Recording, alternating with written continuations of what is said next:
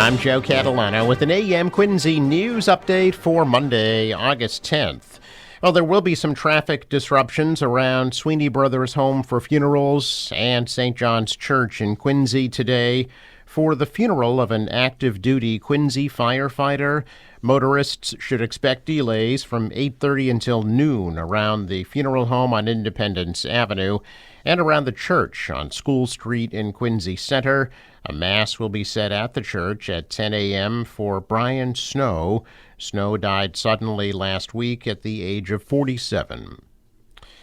The DPW rear yard on C Street in Quincy will be closed all day today for infrastructure repairs. The city says the DPW rear yard will reopen tomorrow. The Quincy City Clerk's office is busy preparing for the September 1st state primary election. City Clerk Nicole Crispo says over 5,000 Quincy voters have already requested a mail-in ballot, and she's anticipating a 20 to 25% voter turnout. Crispo also says it will be much easier for people who don't speak English to vote in person this year due to some new technology. Crispo says there is intense interest in the race for Norfolk County District Attorney, as 7 candidates are vying for the seat being vacated by Mike Morrissey. In addition, incumbent 8th District Congressman Stephen Lynch is facing a challenge from Patrick Roth, and Governor's Counselor Chris Iannella is being challenged by Ron Iacobucci of Quincy. The Quincy State delegation is unopposed in the Democratic primary. Governor Healy is urging the Federal Emergency Management Agency to restore $7 million in grants that were recently clawed back from Massachusetts cities and towns. Here in Quincy, State Representative Tacky Chan says that FEMA pulled back over $500,000 that was earmarked for critical seawall repairs. Chan says the funds have already been spent because the repairs were necessary, meaning the cost will fall on the city if the grants are not restored. Construction of the new Squantum Elementary School in Quincy is on schedule. In the latest update, project managers say interior framing continues, along with the installation of all the major systems and utilities. Drywall installation is expected to begin later this month, and an elevator will be installed in early September. Hardscape improvements will also be made along Mayflower Road, and children continue to have access to the playground behind the school throughout the summer. The new school is being built onto the original 1919 portion of the school, which will also be renovated. Officials say the new school is still on schedule to open in the fall of next year. Soon, youngsters in Quincy Point will have a new ropes and ladder obstacle course to enjoy. The city is in the process of creating the new course on a vacant piece of land behind Mound Street Beach near the Four River Clubhouse. Mayor Thomas Koch says the course will help to replace a ropes course that used to be offered by the Norfolk County Sheriff's Office in Braintree. Koch says parking for the new course will be available at the Four River Clubhouse, and that youngsters can use the clubhouse during inclement weather. Funding for the new course is being provided in part by the Community Preservation Account. A commuter rail train struck a car early yesterday morning in Cohasset. According to authorities, at about 12:23 a.m., Cohasset police received multiple 911 calls reporting that an MBTA commuter rail train on the Greenbush line traveling toward Scituate had struck a vehicle at the North Main Street grade crossing. Officers responded and found a heavily damaged 2016 Toyota Camry. The commuter rail train came to a stop just short of the Cohasset T station. A preliminary investigation determined that the driver, a 33-year-old Mansfield man who was delivering packages for an online delivery service, apparently made a wrong turn onto the railroad tracks and became stuck. As the train approached, the driver exited the vehicle before the collision. He was not injured.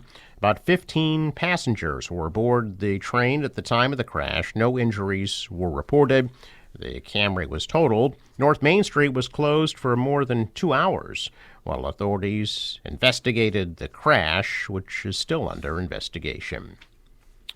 Governor Healy signed a trio of bills on Friday pertaining to child welfare, home care licensure, and seizing Norwood Hospital property. As she goes about cleaning off the plethora of bills lawmakers sent her way last week.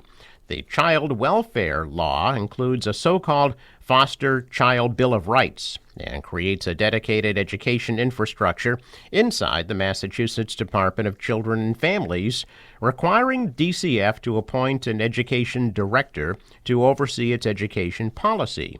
The law also streamlines and modernizes DCF oversight and reporting requirements. The law that Healy signed related to Norwood Hospital enables the state to take the property occupied by the under-construction facility by eminent domain.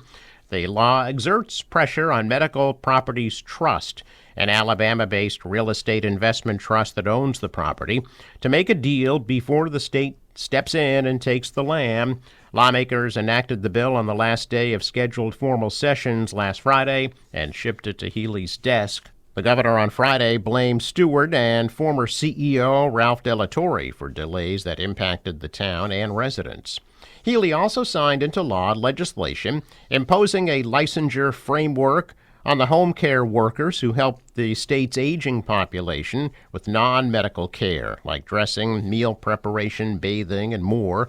Lawmakers came to an agreement on the legislation last week. The law attempts to implement ways to ensure safety for both home care workers and clients of home care agencies, an industry lawmakers say is under-regulated. Now, this summer, as we celebrate America's 250th, there's another big milestone to recognize. The Union Oyster House, America's oldest restaurant in continuous service, is marking 200 years this month. The bicentennial anniversary looks deeper into why the historic establishment remains one of the most booked restaurants in Boston. It's considered one of the oldest brick buildings in Boston, serving as a landmark on Union Street for more than 300 years. It housed a silk and dry goods store until 1826, when it began serving food. The stalls and oyster bar remain in their original positions. Joe Milano is part of just the fourth family to own the historic restaurant. At booth number 18, dedicated to JFK, who frequented the restaurant, sitting there and enjoying lobster stew. In fact, many politicians and celebrities have visited the Union Oyster House, as noted by the brass plates. When Milano's family purchased the Union Oyster House in the 1970s, the restaurant seated 250 people. His family expanded by purchasing 2 more buildings and now seats up to 565 customers. Milano credits his loyal staff for being a key part of the restaurant's continued success and plans to keep its storied history intact for generations to come.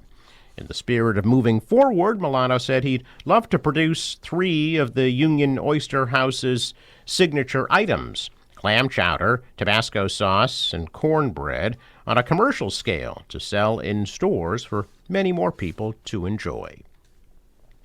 A growing local group of dining and drinking spots has expansion plans, with 3 more coming to the local area, while 2 others are opening a bit further away. According to a social media post, Tavern in the Square is planning to open locations in Quincy, Norwell, and North Andover, joining a number of others in the greater Boston area and beyond. In addition, the Burlington location is being renovated, while 2 additional new outlets will be coming to Dartmouth and Seekonk. Tavern in the Square first started out in Cambridge's Central Square more than 20 years ago, with the chain offering classic American fare along with beer, wine, and cocktails. Check of business news this morning. Stocks are higher. The Dow was up 151 points. NASDAQ rose 342, and the S&P added 47. Asian stocks rose. The dollar was higher. The euro fell. Oil at $84 a barrel. Sports: Red Sox lose to the A's 4-3. They are off to Toronto for a series with the Blue Jays beginning tonight at 7:07. Forecast from the National Weather Service. Today, another hot one, the high near 90 and a chance of an isolated thunderstorm. Or tonight, partial clearing and a low of 70. Tomorrow, hazy, hot, and humid, high of 88. Wednesday, an isolated thunderstorm possible with a high of 84. And scattered storms Thursday, high of 82. For the boater, waves about a foot, winds out of the north becoming southeasterly, high tide 9:50 a.m. Sunrise 5:46, sets at 7:52. I'm Joe Catalano with an AM Quincy news update for Monday, August 10th.